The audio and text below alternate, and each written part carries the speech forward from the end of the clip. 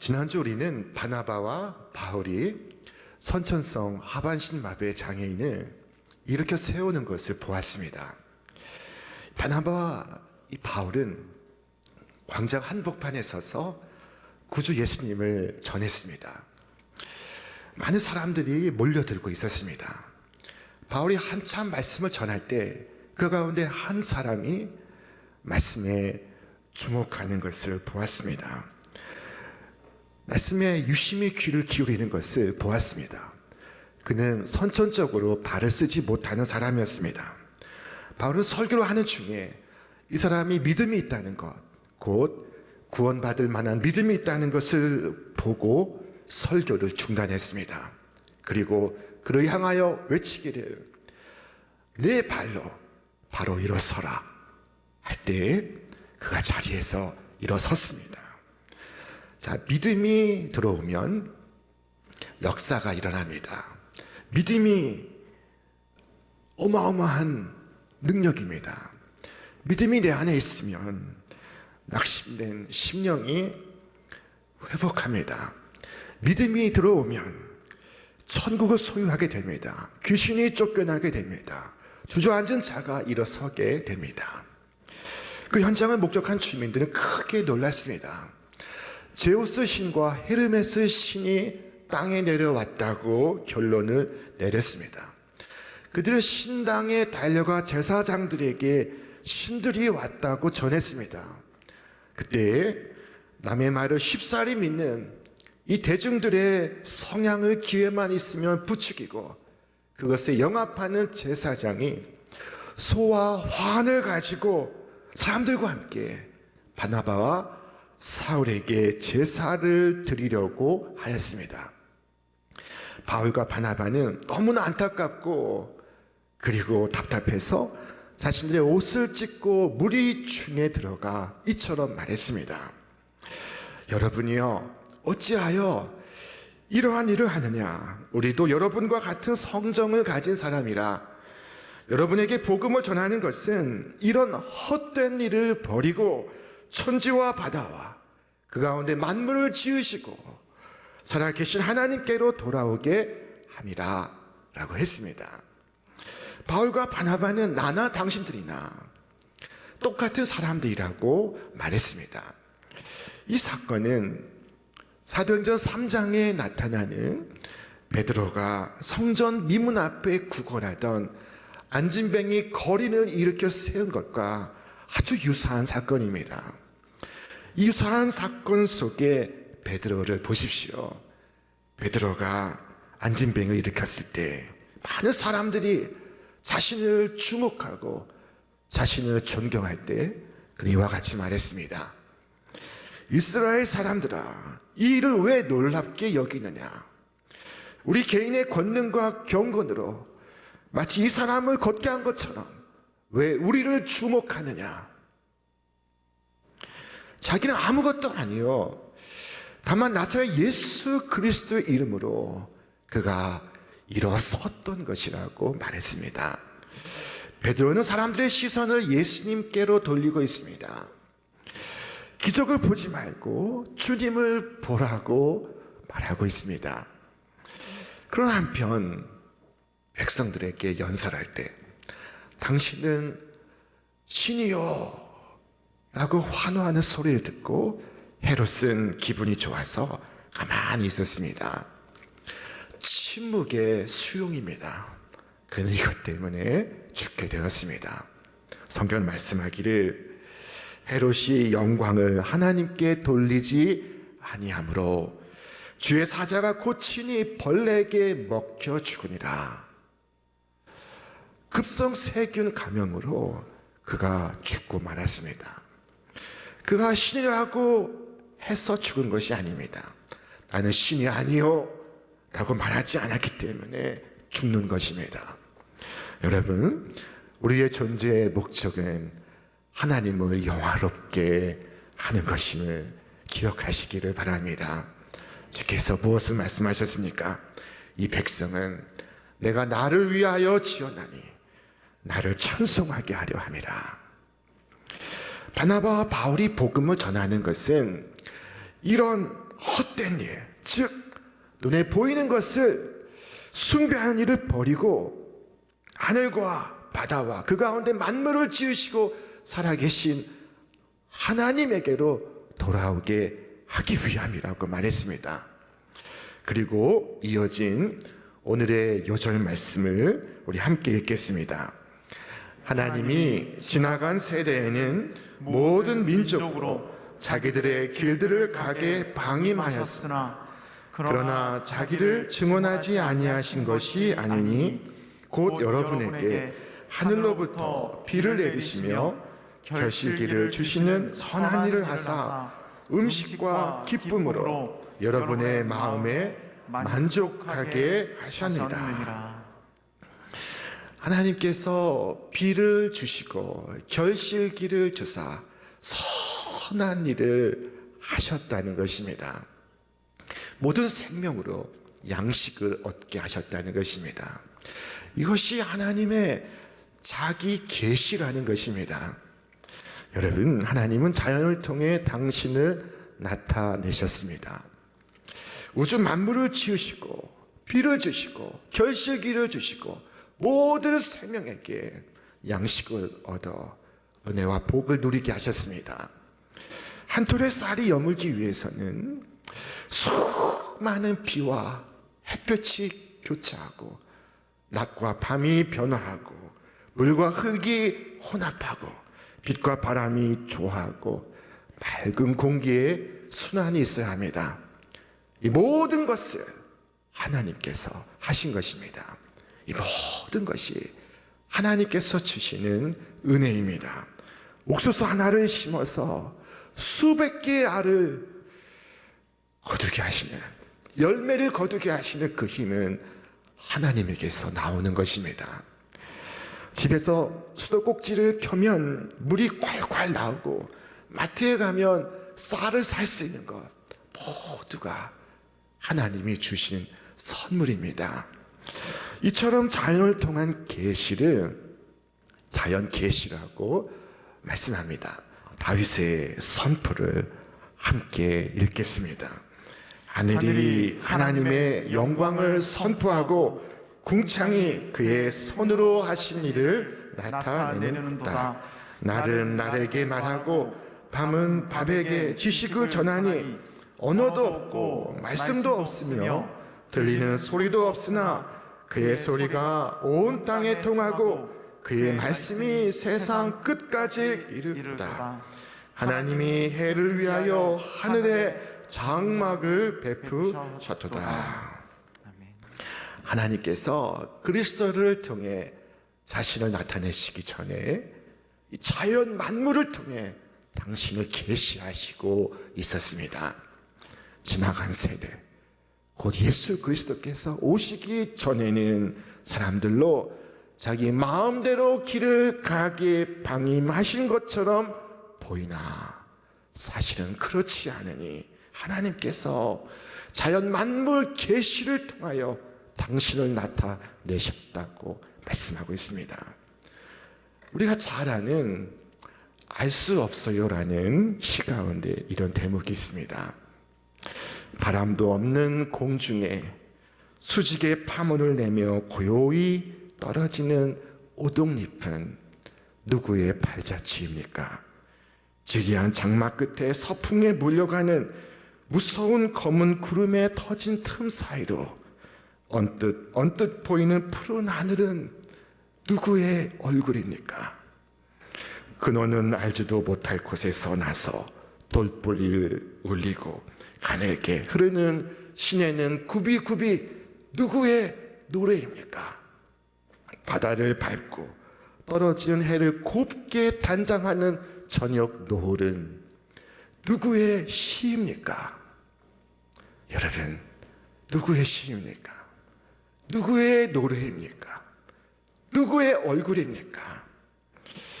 중생하고 그 심령이 깨끗하여 거듭난 사람은 예수의 피로써 구속함을 받은 사람은 이 대자연과 만물을 통해서 하나님을 봅니다.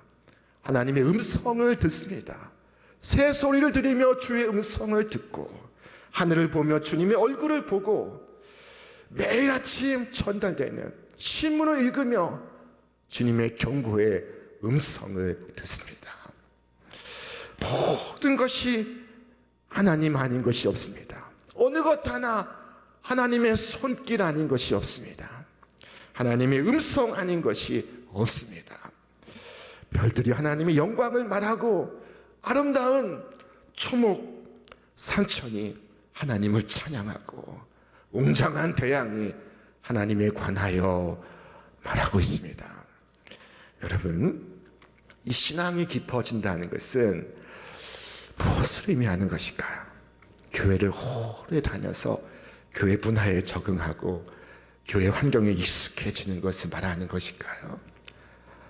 그렇지 않습니다. 신앙이 깊어진다 하는 것은 하늘을 보면서 주님을 보고 달과 별들을 보면서 주님을 보고 어둠 속에서도 주님을 보고 시련과 역경 속에서도 주님을 보는 것입니다. 이 여름 우리는 무성하게 자라는 풀과 들에 핀 꽃을 봅니다. 그러나 예수님은 무엇을 보셨습니까? 솔로몬의 영광보다 더 큰 영광으로 백합화를 입히시는 하나님의 영광을 보았습니다. 우리는 공중에 나는 새들을 봅니다. 그러나 주님은 무엇을 보셨습니까? 그 많은 새들을 먹이시는 하나님의 손길을 보았습니다. 자녀를 먹이시고 키우시는 그 하나님을 보고 계십니다. 이것이 진정한 의미에서 그리스도인의 신앙의식인 것입니다. 그러나 구원받지 못한 심령은 마음이 어두워지고 심령에 그늘이 져서 생명을 주시니까 하나님이시라는 사실을 깨닫지 못합니다. 자연 계시는 분명히 있습니다. 그러나 구원받지 못한 사람은 그저 그 자연을 숭배할 뿐입니다. 보이지 아니하시는 하나님을 보지 못하고 있습니다. 2000년 전 지중해 세계 사람들은 이 제우스 신과 그의 휘하의 신들을 섬기고 있었습니다. 제우스는 하늘의 신이요, 포세이돈은 바다의 신이요, 데메테르는 땅의 신이요, 아폴로는 태양의 신입니다. 자연은 신비롭습니다. 그러나 그것은 다 피조물입니다. 하늘도 땅도 바다도 피조물입니다. 그 자체를 섬기는 것은 죄악인 것입니다. 피조물은 어디까지나 피조물입니다. 아무리 신기해도 그렇습니다. 여러분, 컴퓨터가 아무리 신기해도 그 앞에 절하는 사람이 있습니까? 그 앞에 우리가 절을 하겠습니까? 그것은 사람이 만든 것입니다. 아무리 신기해도 숭배의 대상이 아닌 것입니다. 그와 마찬가지로 하나님께서 지으신 자연을 신들의 이름을 붙여 숭배하는 것은 하나님 앞에 해서는 안 될 일인 것입니다. 욥은 이와 같이 고백했습니다. 언제 태양의 빛남과 달의 명랑하게 운행되는 것을 보고 내 마음이 가만히 유혹되어 손에 입 맞췄던가. 이 역시 재판장에게 벌받을 죄악이니 내가 그리하였으면 위에 계신 하나님을 배반한 것이니라. 이게 무슨 말입니까? 빛나는 태양을 보고 저 어둠 속에 찬란한 별들을 보고 내가 손 모아 합장을 했다면 그것은 하나님 앞에 재판장이신 주님 앞에 벌받을 죄악이라고 말하고 있습니다. 여러분, 만물을 지으신 창조주, 그것을 주관하신 하나님을 섬기지 않고 보이는 만물을 숭배하는 것은 오늘 본문이 말씀하는 헛된 일입니다. 오늘 말씀에 이르기를 여러분에게 복음을 전하는 것은 이런 헛된 일을 버리고 천지와 바다와 그 가운데 만물을 지으시고 살아계신 하나님께로 돌아오게 함이라 라고 말씀하셨습니다. 어느 날 욥은 이 세상 속에서 심히 낙심하고 절망하고 있었습니다. 하나님은 낙심하는 욥에게 말을 걸어오셨습니다. 하나님의 말씀은 네가 아느냐 하는 질문이었습니다. 이 질문은 땅과 하늘과 바다에 관한 것으로 시작되었습니다. 누가 이 땅을 설계하였는지 너는 아느냐? 누가 그 위에 측량줄을 띄웠는지 너는 아느냐? 무엇이 땅을 버티는 기둥을 잡고 있느냐? 누가 땅의 기초를 놓았느냐? 내 소리를 높여서 구름에게까지 명령을 내릴 수 있느냐? 구름에게 명령하여 너를 흠뻑 적시게 할 수 있느냐? 번개를 내보내어 번쩍이게 할 수 있느냐? 그 번개가 네게로 와서 우리는 명령만 기다립니다 하고 말하느냐? 욥은 이 질문에 대해서 답을 할 수가 없었습니다. 그러자 이 질문은 모든 생명으로 넘어갑니다. 강물이 범람할 것이라고 알리는 따오기에게 날강이 넘칠 것이라고 말해준 이가 누구냐? 비가 오기 전에 우는 수탉에게 비가 온다고 말을 해주는 이가 누구냐? 누가 구름을 셀 만큼 지혜로우냐? 네가 사자의 먹이를 계속하여 댈 수 있느냐? 굶주린 사자 새끼들의 식욕을 채워줄 수 있느냐? 까마귀 떼가 먹이가 없어서 헤맬 때 그 새끼들이 나에게 먹이를 달라고 조를 때 그 까마귀 떼에게 먹이를 마련해 주는 이가 누구냐? 하나님의 질문은 하나님의 대답이었습니다. 하나님께서 욥에게 펼쳐 보여주시는 세상은 보이지 아니하시는 하나님의 섭리로 가득해 있었습니다. 하나님의 신실함으로 가득해 있었습니다. 밤은 깊고 어두웠지만 그 하늘에 빛나는 별들로 수놓아져 있었습니다. 욥은 하나님께 답했습니다. 하나님, 내가 전에는 보지 못하고 막연히 주께 대하여 귀로 듣기만 하였사오나 이제는 비로소 눈으로 주님을 배옵나이다. 여러분, 어느 순간 내 삶이 평범하다고 느껴질 때 집안에 청소를 하며 먼지를 보면서 우주의 근원을 생각하고 하늘을 나는 새를 보며 생명을 경탄하시기를 바랍니다. 날마다의 삶을 여러분 놀라운 시선으로 바라볼 수 있기를 바랍니다. 주 하나님이 지으신 이 모든 세계 하나님의 신비로 가득해 있습니다. 욥은 세상이 다 끝난 것처럼 한숨을 내쉬고 있었습니다. 그러나 그는 지금 보이지 아니하는 하나님의 신비를 살아가고 있음을 온 몸으로 느끼게 되었습니다. 그는 비로소 안도했습니다. 자신의 한계를 깨닫고 감사했습니다. 그는 자신의 수가 다할지라도 하나님의 수가 다하지 않음을 믿기 때문에 나는 이해할 수 없어도 하나님께서 이 역사를 이끌어 가심을 믿기 때문에 그는 자신의 주장을 철회하고 죄와 티끌을 뒤집어 쓰고 회개를 합니다. 그리고 신실하신 주님을 찬송합니다. 주님을 믿습니다. 오늘 사도 바울은 헛된 일을 버리고 주께로 돌아오라고 말했습니다. 보이는 세상을 숭배하는 것이나 보이는 세상에 절망하는 것이나 다 오늘 사도가 말하는 헛된 일입니다. 바울은 이런 헛된 일을 버리고 보이지 아니하시는 하나님께로 돌아오라고 말하고 있었습니다. 오늘 이 땅의 그리스도인들이 이 세상 사람들에게 조롱을 받는 이유는 이 세상 사람들보다 더 눈에 보이는 것을 좋아하고 더 두려워하고 더 섬기기 때문입니다. 세상 사람들과 다를 바가 없어서 세상이 우리를 통하여 보이지 아니하실 하나님을 볼 수가 없습니다. 여러분, 눈에 보이는 것을 믿는 것은 믿음이 아닙니다. 눈에 보이는 것은 다 소멸하고 말 것입니다. 2008년 12월 미국의 시사 주간지 타임에서 올해의 10대 뉴스를 발표했습니다. 저는 그때 미국에 있었는데 그의 1등을 차지한 뉴스는 이 세계에 불어닥친 경제 위기였습니다. 그 첫 번째 그 뉴스의 제목이 When we realized the sky was falling 이라는 것이었습니다. 하늘이 무너져 내리는 것을 우리가 보았을 때라는 뜻입니다. 마치 세상의 종말을 보도하는 것 같습니다.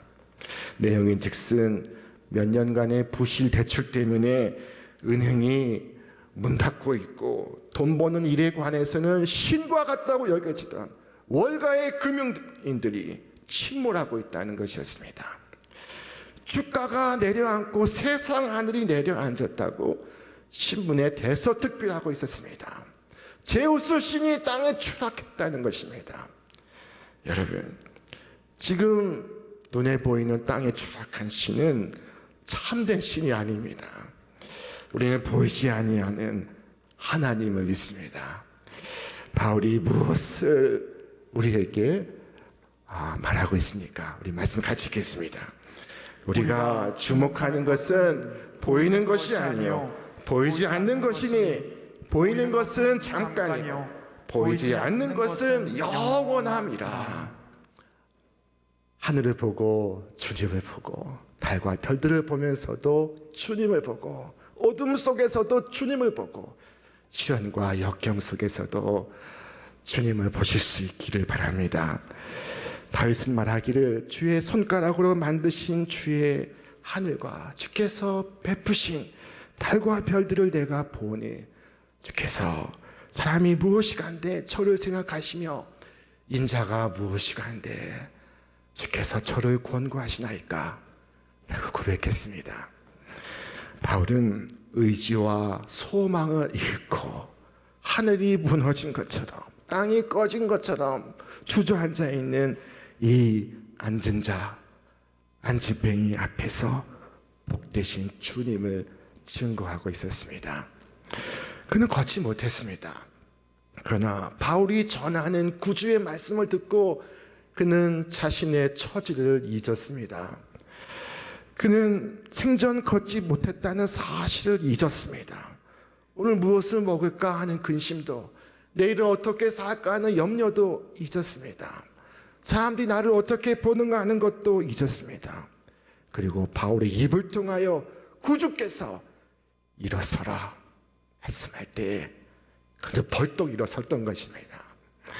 여러분, 영원히 구제받을 수 없는 죄인이 구원을 받고 한 번도 걸어본 적이 없는 사람이 일어나서 걷는 것은 바로 우리 주님의 말씀의 능력 때문인 줄 믿으시기를 바랍니다. 주님의 말씀에 세상 속에 절망하는 자가 생명을 얻고 소망을 얻고 있습니다. 이와 같이 주저앉은 모든 자들에게 생명의 증인 되시기를 기원합니다. 이것이 사도행전이 우리에게 말씀하는 바입니다. 사도행전은 교회는 무엇이며 성도는 누구인가를 설명하고 있습니다. 교회는 증인들의 공동체이며 성도는 바로 구주의 증인들입니다. 그 절망 중에 있는 사람들에게 나아가 주님의 증인 되시기를 바랍니다. 믿음의 안목으로 구주 예수를 바라보고 주 예수를 가리키시기를 바랍니다. 이와 같이 구주 예수를 증언하는 여러분의 삶 속에, 여러분의 가정 속에, 일터 속에 살아계신 하나님의 기적과 표적이 날마다 차고 넘치기를 주님의 이름으로 축원합니다. 축원합니다.